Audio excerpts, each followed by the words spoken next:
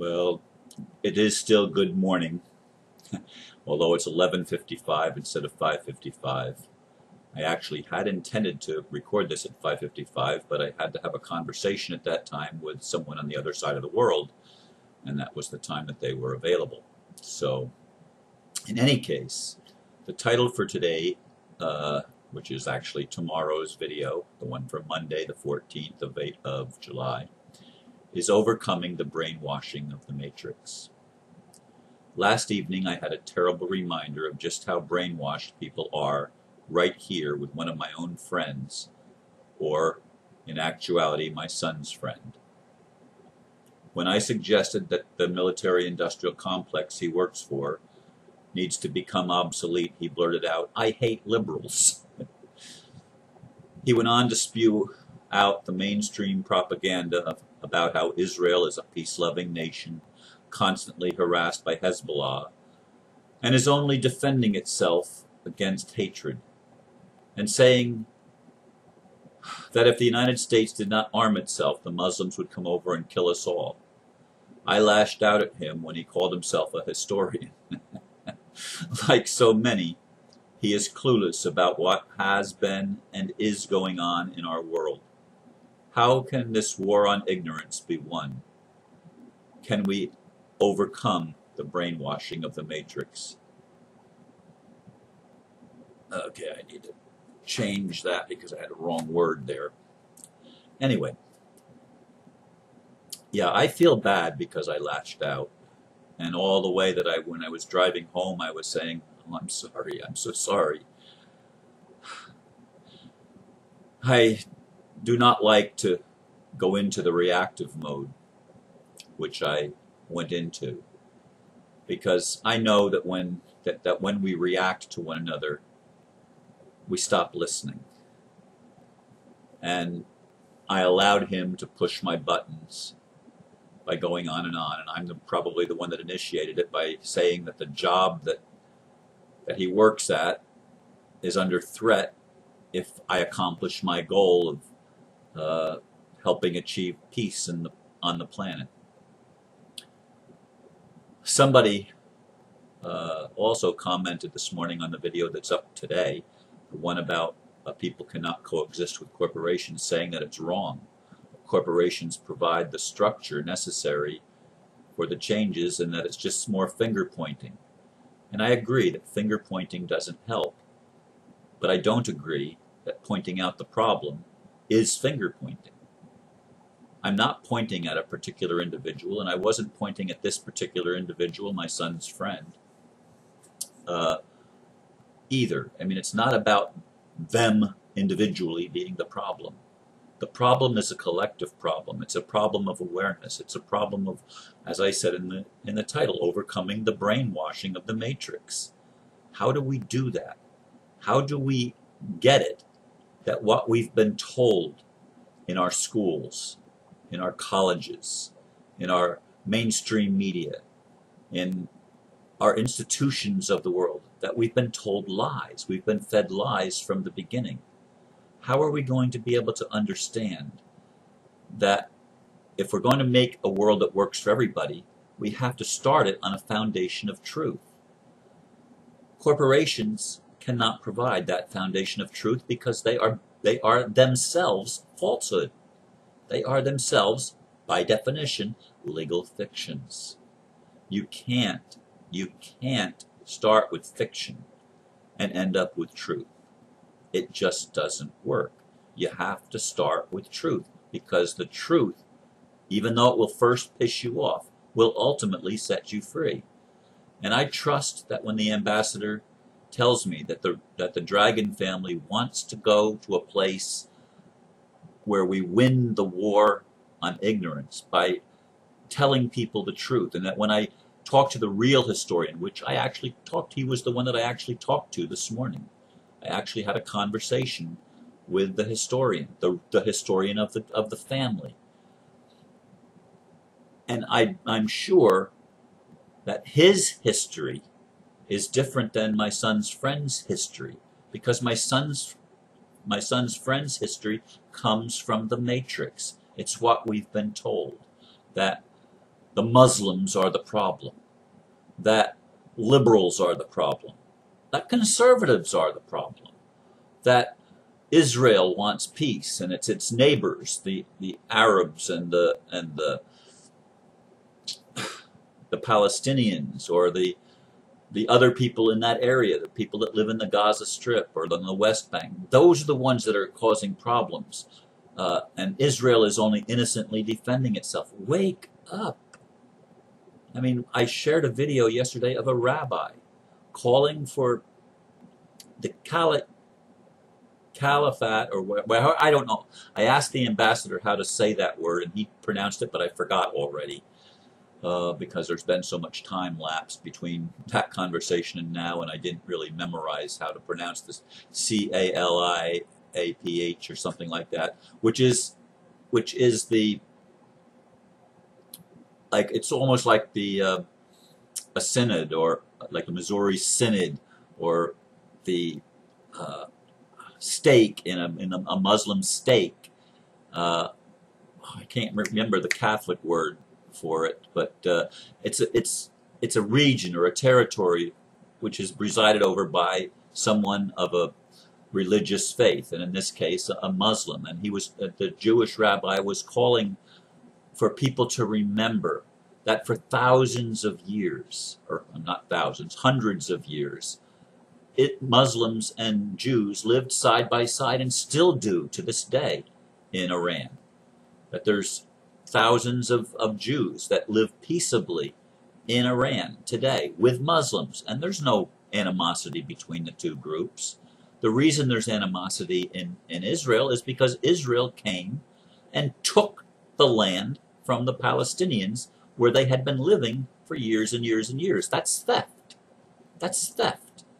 Now, they had been living, actually, the Sephardic Jews had been living on that land peaceably with Palestinians for hundreds of years, prior to the Zionist state of Israel being created by the Rothschilds in the West, and exercising a reign of terror in the nation of Israel, a new modern nation of Israel, exercising a reign of terror over the Palestinians.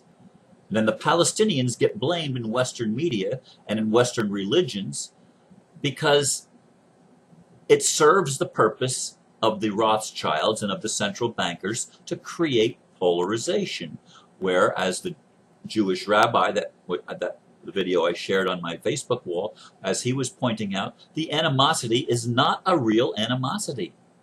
It's created by those that have had an incentive to pit one people against another people because it serves their interest in creating war. Because they make money by having war, they make money by being able to control people, and war gives them a chance when they get a chance to say, well, stop the war, and you let them put their plan in place. The way that they stop the violence, the way that they stop the war, is by tightening the controls up on people so that people are no longer free to move around from one place to another. They have to show identification like we do, and they have to get permission from governments to do things. This is the world that we live in, and it's a sick world, and it's a world that I have dedicated my life to changing. And I trust that the changes that I see that need to take place are ones that are based on truth and knowing the truth of the world that we live in. The structure of the world that we live in is a corrupt and unlawful structure. It is based on the idea that there's a certain hierarchy that has the right to control the people. No. If the people are going to be set free, they first have to be told the truth. They first have to be told the score. What is really going on here? We cannot overcome the brainwashing if we don't at first acknowledge that the brainwashing exists. We cannot have a system that works for everybody until we first acknowledge the system we already have doesn't work for anybody except the people that want to be in control. And they want to be in control of our history. They want to be in control of the story about what's really going on in the world. One of the things that I love about the ambassador is he's willing to look at the story that we're being told. He's willing to look at what's going on in the world and see it from an objective perspective and see it through eyes of somebody that wants peace, as I do. The people that are saying, oh, you're wrong, why am I wrong? Why am I wrong about pointing out that corporations are the problem? And that's not finger pointing. That's reality. The problem is people will never be free under corporate dominance. They cannot be free because the whole goal of the corporation as a structure is to bring disharmony. It's to bring fraud into public acceptance. It's about brainwashing. Now, I'm not saying for a second that every corporation that exists is fraudulent. I'm not saying that. But the structure itself, because it doesn't require accountability, is fraudulent. Everyone is accountable for his or her action. The playing field has to be leveled. And we need to understand the world that we live in. We need to understand that we've been lied to. We need to understand that we've been brainwashed. We need to understand that we've been enslaved. Because solutions are going to come out of and be created from the position of knowing the truth. You shall know the truth, and the truth shall set you free. When you understand that you're a slave, you try to escape the slavery.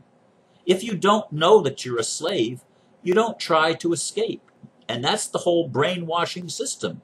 It's to enslave people without them believing or understanding that they are enslaved. That's the greatest enslavement at all. That's what the monetary system has created on this planet. It's created a system in which people are enslaved and don't understand the nature of their own slavery because they don't know the nature of what freedom is, and they don't understand the nature of their actual life, how their life force energy itself has been restricted and compromised by believing things that just simply are not true. I agree. I probably blew it in losing my cool last night with my son's friend. I mean, I blurted out, I'm never going to come back and support this band ever again, because he's the leader of the band. And somebody said, you're picking on a young man. Well, the guy's almost my age. He's not too many years younger than I am. So it's not a young guy. It's somebody that should know better. But should anybody really know better? People know what we know, and he was sharing what he believes is true. Why? Because that's what he's been told is true. And there's a whole lot of people that believe things that they've been told, but they simply are not the reality of the world that we live in. They don't understand that the people that tell us the stories that they say are our history, like one of the things he said was that the United States did not want to get involved in World War II. I'm talking about my son's friend. They did not want. They did everything they could to stay out of it. And if it wasn't for the Japanese bombing Pearl Harbor, we would not have gotten involved in World War II. That's total crap. Because, I mean, I met in person the son of the admiral that was in charge of the 7th Fleet in Honolulu when Pearl Harbor was bombed. And they knew in Washington, D.C., that the Japanese were coming. And they did not give that information because it was planned from the White House, from Roosevelt's White House. It was planned. The generals in the Pentagon and the chiefs of staff, they knew that Pearl Harbor was going to be bombed. My ex-father-in-law was there at Pearl Harbor. He was a Pearl Harbor survivor for a long time. Of course, he passed a couple of years ago, but he was a Pearl Harbor survivor. He was there, and these lives were jeopardized by our own government, who had foreknowledge and who actually tried to create the situation. Because everything that happens in our geopolitical system is created by those that control the financial system. The international bankers are the gamers that play this game with the world of creating polarization and of creating everything based on falsehood. They're the ones that push the corporation. and created the governments becoming corporations in the 19th century. This was their handiwork. They had been trying to do it even in the 18th century, but there were people in America, for example, in the United States, that stood up to them, like Andrew Jackson and others that hated the bankers and saw the bankers for the threat that they were, including Thomas Jefferson. Alexander Hamilton was one of those back in the among our early forefathers who were trying to get the United States into the hands of the bankers. And they even passed an amendment that did not allow people that held titles of nobility from holding public office. That includes all attorneys who take an oath of office to a bar association, which is a foreign entity. This is all stuff that people don't know, that is the truth, that we need to know if we're going to liberate ourselves, if that flame of freedom is going to be able to burst into a fire that creates enough of a conflagration that burns away all the dross and burns away all of the garbage that we've been brainwashed with and all of the untruths that we've been told from the beginning, including the truth that we are, including the lie rather, that we are sinners and that we're bad people or something like that. We're not bad people. We've simply been told lies, and we've believed the lies. And believing the lie is the problem. That's what makes us sinners. We miss the mark because we don't realize how powerful we are. We miss the mark because we don't realize that we have within us the divinity that is the power of creation itself. And we are called to become co-creators together with God, with the Creator, to jointly create a world that works for everybody. And it begins, folks, by telling the truth. Telling the truth. And our system is not a system of truth. We need to create a system that allows truth to be told and allows real, natural, common law, universal law to be implemented where everyone is accountable, and those that do harm have a price to pay.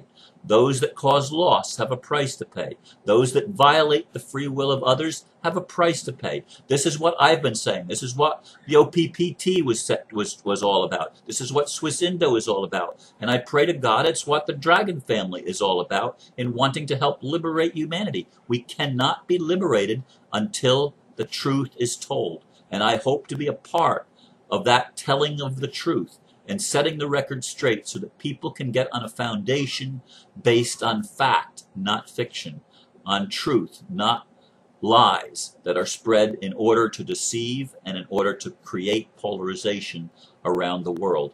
I'm sorry, I apologize to my son's friend for losing my cool. But we need to listen to those that are trying to set us free. We need to listen to those that are trying to tell the truth, because without that, we don't have a chance. That's how I see it, and that's what I'm sharing with you today, and I thank you for listening. Namaste.